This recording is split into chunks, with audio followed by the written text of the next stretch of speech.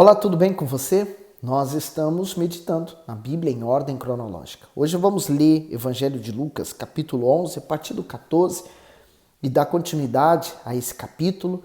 E você já parou para pensar o que significa meditação? Meditação é, por exemplo, nós estamos meditando hoje nesse capítulo, né? E há situações aqui, há palavras aqui que nós temos que meditar. O que significa?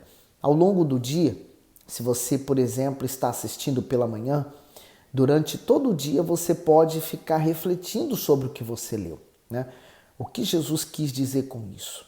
Isso está servindo para mim. Olha, eu tenho que vigiar nisso porque eu não posso mais cometer esse ato. Então, você está meditando. Meditar é você está pensando constantemente. Bom, simples. Você com certeza deve ter preocupações. E o que são preocupações? Preocupações é você ficar pensando naquele problema, naquela situação, circunstância que você precisa ou vai resolver ou não tem como resolver. Enfim, então se você sabe se preocupar, você vai saber meditar na palavra de Deus. Então, antes de tudo, eu peço que você dê o seu gosto ao vídeo, partilhe o vídeo e vamos meditar na palavra de Deus e, como sempre, começamos orando. Meu Deus, que o Senhor abençoe essa pessoa que está acompanhando conosco essa meditação e que ela possa guardar cada palavra dessa Bíblia. Que ela possa perpetuar as tuas palavras dentro dela e espalhar a tua palavra por onde quer que ela vá. Em nome de Jesus, eu peço que o Senhor nos abençoe dando entendimento, abrindo os olhos da fé. Amém. Então, Lucas 11, 14. Estava ele expulsando um demônio, o qual era mudo, e aconteceu que, saindo o demônio, o mudo falou, e maravilhou-se a multidão. Então, aqui está mais uma prova de que os espíritos imundos, né, eles existem. E um dia eles foram anjos de luz. Um dia eles também estiveram no céu servindo a Deus, mas houve uma rebelião em que eles foram expulsos e se tornaram demônios. E não. Demônios não têm chance de ser recuperados. Eles não têm a mesma oportunidade que nós temos de arrependimento. Por isso eles são demônios e já estão condenados, que significa dizer que Jesus já os venceu na cruz do Calvário. Então, se eu entrego minha vida a Cristo, então eu me torno também tão vencedor como Cristo. No 15, mas alguns deles diziam, ele expulsa os demônios por Beelzebu, príncipe dos demônios. Então, eles não consideravam que o que Jesus fez àquele homem, expulsando aquele demônio, fosse obra do Espírito, mas do Espírito Santo, mas sim do maioral dos demônios. No 16, e outros, tentando, pediam-lhe um sinal do céu. Mas conhecendo ele os seus pensamentos, disse-lhes, todo o reino dividido contra si mesmo será assolado, e uma casa dividida contra a própria casa cairá. E se também Satanás está dividido contra si mesmo, como subsistirá o seu reino? Pois dizeis que eu expulso os demônios por Beelzebu. E se eu expulso os demônios por Beelzebu, por quem os expulsam vossos filhos? Eles, pois, serão os vossos juízes. Então, quer dizer, Jesus está explicando que eles estavam errados na forma deles pensarem e por eles julgarem, também seriam julgados pelos próprios da casa. Porque uma coisa é você ser julgado ou condenado ou magoarem você os que são de fora. Outra coisa são os de dentro da sua própria casa, né? No 20. Mas se eu expulso os demônios pelo dedo de Deus, certamente a vós é chegado o reino de Deus. Então, quando um espírito, um demônio, ele sai do corpo do ser humano, porque ele se utiliza do corpo do ser humano, para se manifestar, para manifestar as suas obras neste mundo, né? A obra de destruição, a obra de revolta, de ódio. Por exemplo, tem pessoas que são tomadas por esse espírito. Claro que elas estão conscientes, mas porque elas permitem. Quando há um final, né? Quando há um ponto final, a história do mal, ele sai para não voltar mais. E aqui o Senhor Jesus falou que se eu expulso pelo dedo de Deus, quer dizer, a obra que ele estava fazendo era a obra do Espírito Santo. Então, é chegado o reino de Deus. Por isso que aquele homem que era mudo, e aquele espírito provocava essa mudez.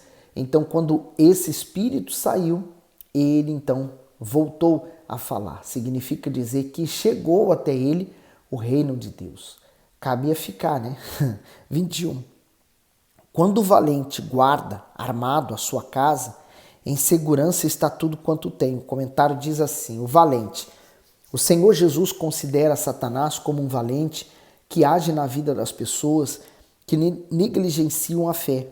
As Escrituras deixam claro que o mal atua ao redor do mundo, provocando destruição, discórdia, corrupção e dor.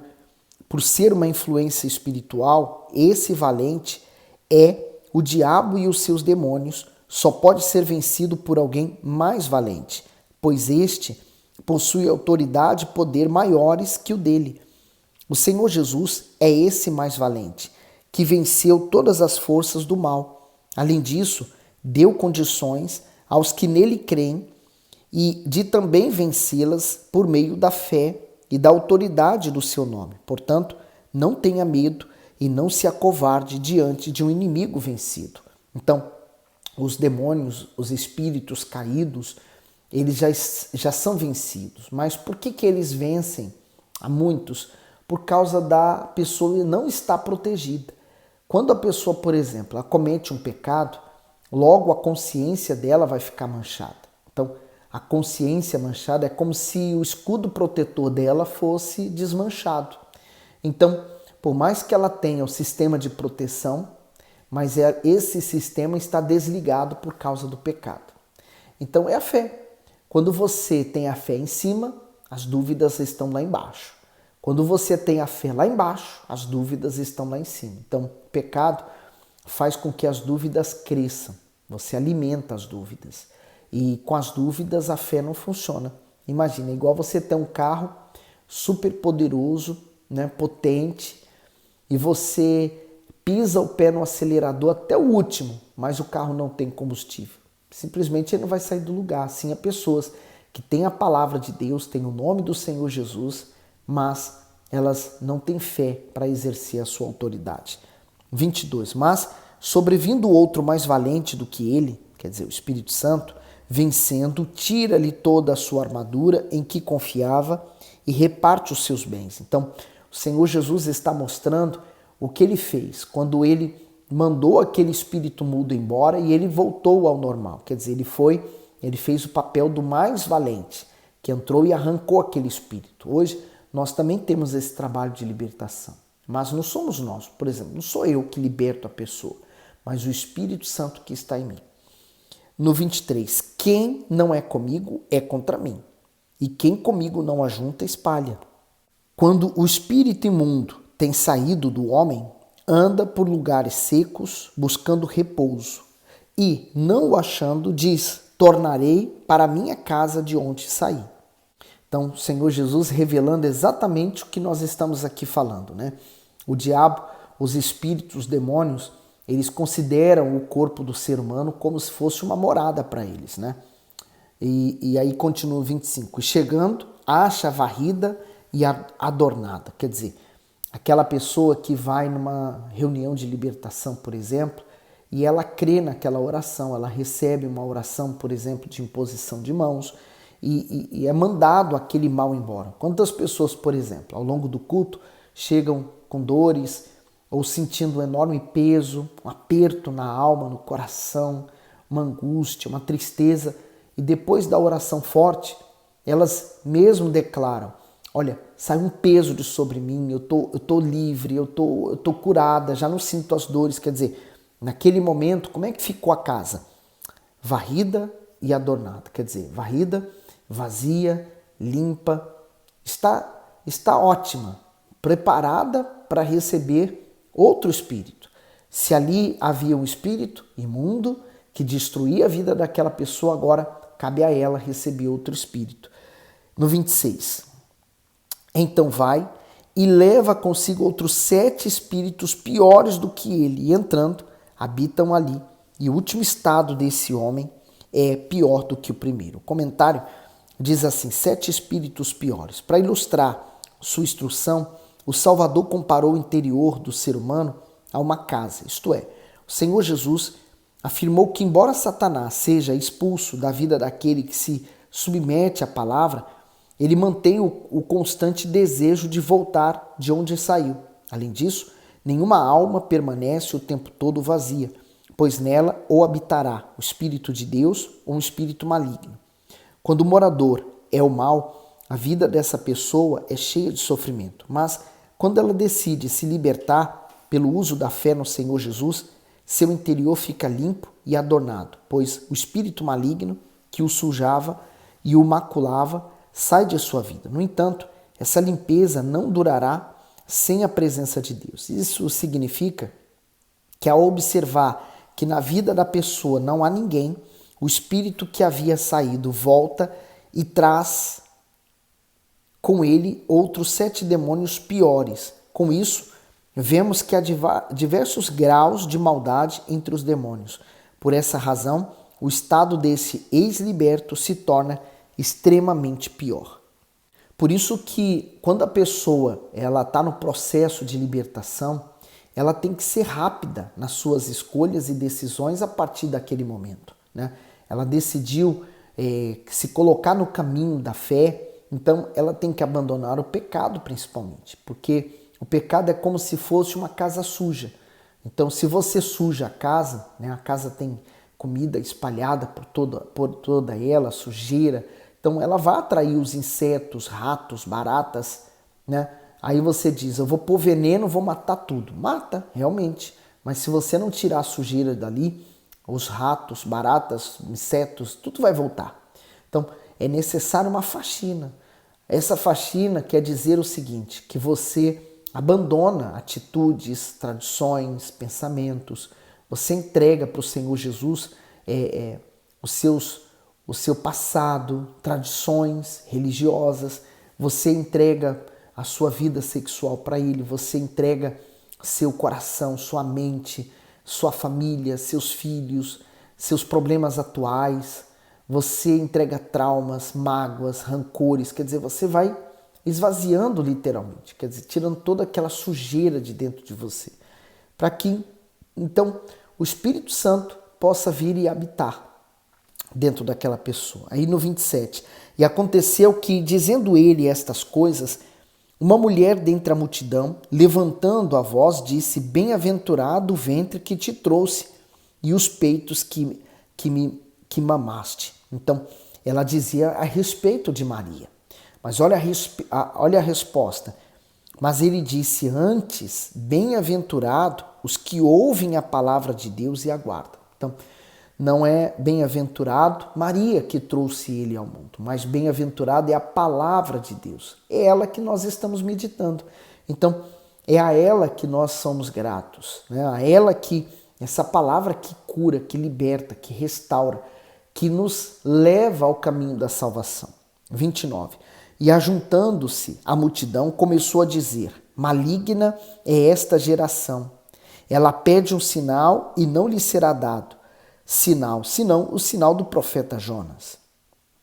Porquanto assim como Jonas foi sinal para os ninivitas, assim o Filho do Homem o será também para esta geração. Então, Jonas, se você for lá nesse livro, você vai ver que Deus deu uma ordem para ele ir a Nínive e pregar contra ela, né? Mas Nínive se arrependeu.